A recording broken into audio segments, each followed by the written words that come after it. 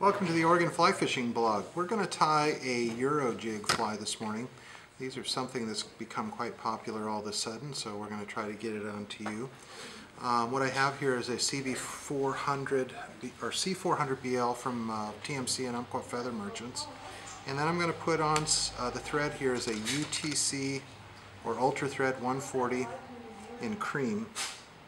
And there's two ways to do this body. You could do biots if you wanted to, but they're just not very durable, and this thread works fine, and so we're going to cheat. So what I've got here is a little bit of mallard flank for the tail.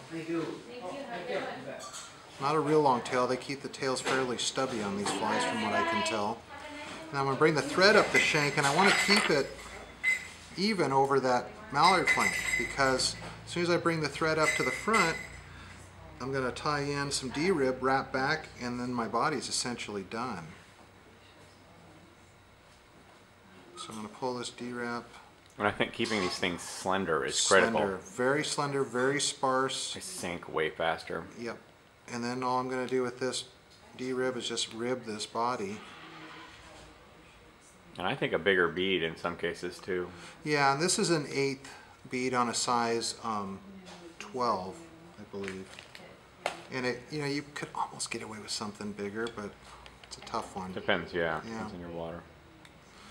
So now I've got that tied to that point. I'm just going to take this and whip finish off this thread.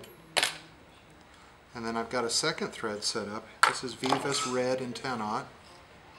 And I'll just tie this in here. And then I have a mix of dubbing, and this is hare's ear brown, or dark brown hare's ear if you can get it. And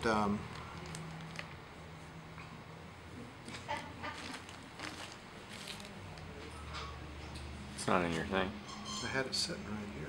Here it is. Okay, so I've got some brown hare's ear mask, and I've mixed in a little bit of trilobal with it. Not much on this particular fly.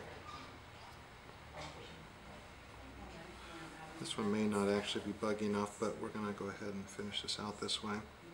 So I've got this, and I'm just going to wrap this and make a pretty good bump here, because this is going to get picked out and it's going to create basically your hackle, legs, all that good stuff. Take your red thread, build it up a little bit so it can be seen. We just whip finish this off. Take your thumbnail and press that thread back down into the slot a little bit. Yeah, this one didn't have to be that big buggy. It fished well, just, you know, you can comb it out, but what I do with this, and the reason I tie it big and buggy, is I come in here and I'm going to pick this out really well, and I'm going to grab and pull and get some of that underfare out. So it's going to get slendered down. And as the fish picks at it, better to have too much and use your thumb and index finger and pull some of it out and get rid of it, than to not have enough and end up with a fly that's just not buggy enough. And the fish will do this work for you pretty rapidly. So there's a little Euro jig in the with the cream body.